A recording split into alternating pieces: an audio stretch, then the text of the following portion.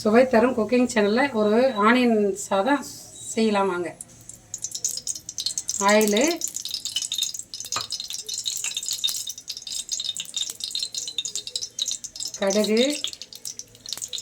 கடுகு பொரிஞ்சதுக்கப்புறம் ஜீரகம்,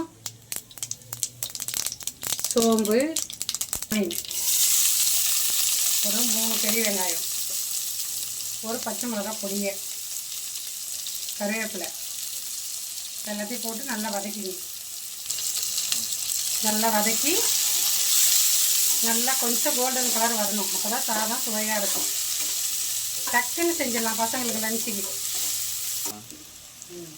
இதில் குழம்பு மிளகாத்தூள், சில்லி பவுட்ரு, மஞ்சத்தூள், கரம் மசாலா, உப்பு எல்லாம் சேர்த்து இது கூட வதக்கலாம். கொஞ்சம் பச்சை வாசனை போகட்டும் அப்படின்னு அதுக்கப்புறம் சாதம் ஊற்றி கிளறிக்கலாம். ஆனியன் ரைஸு செமையாக இருக்கும். இது ஆனியன் ரைஸுன்றதில் இன்னும் கொஞ்சம் ஆனியன் கூட நீங்கள் சேர்த்துக்கலாம். சாதம் நிறைய இருக்கிறப்ப ஆனியன் சேர்த்துக்கலாம்.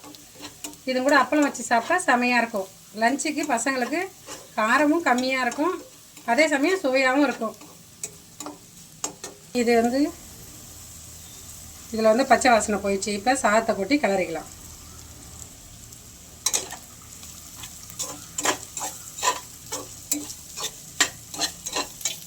சாதம் ரெடி ஆயிடுச்சு.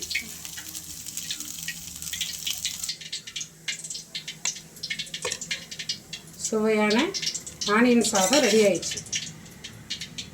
செஞ்சு பார்த்துட்டு எப்படி இருக்குதுன்னு கமெண்டில் சொல்லுங்கள். பிடிச்ச ஒரு லைக்கு, ஒரு சப்ஸ்கிரைபர். லைட்டாக கொஞ்சம் கொத்தமல்லி தூவிக்கலாம்.